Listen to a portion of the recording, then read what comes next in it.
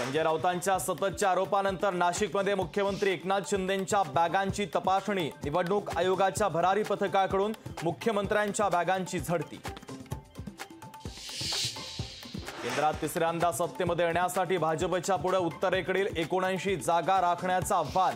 2019 मध्ये 50% कमी मतांनी जिंकलेल्या जागा हातातून गेल्यास बहुमत कठीण। लाचारीच्या मर्यादाही या लोकांनी सोडल्या। जिरेटोप हा महाराष्ट्राचा इतिहास। शरद पवारांची प्रफुल्ल पटेलांना शाब्दिक चपराक। धर्माच्या आधारे आरक्षण देण्यासाठी काँग्रेसचं ओट जिहादचं राजकारण। मोदींचा पुन्हा एकदा काँग्रेसवर हल्लाबोल।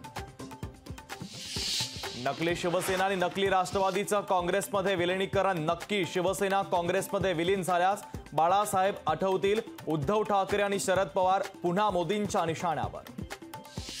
ही पापाची आघाडी नसून बापाची आघाडी आहे। मोदींच्या कल्याणमधील नकली शिवसेनेच्या टीकेवर खासदार संजय राऊतांचे खडे बोल।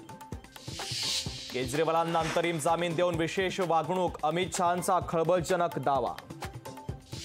परळमधील दामोदर नाट्यगृहाचा प्रश्न मार्गी न लागल्यास उपोषण करणार असल्याचा प्रशांत दामलेंचा इशारा। नाट्यगृहाच्या पाडकामात स्थगितीचे आदेश असून नाट्यगृह पाडण्यास सुरुवात।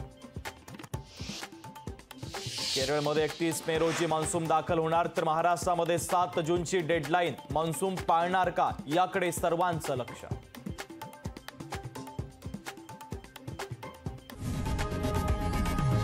लोकशाही मराठी ऐका, पहा, जागरूक रहा।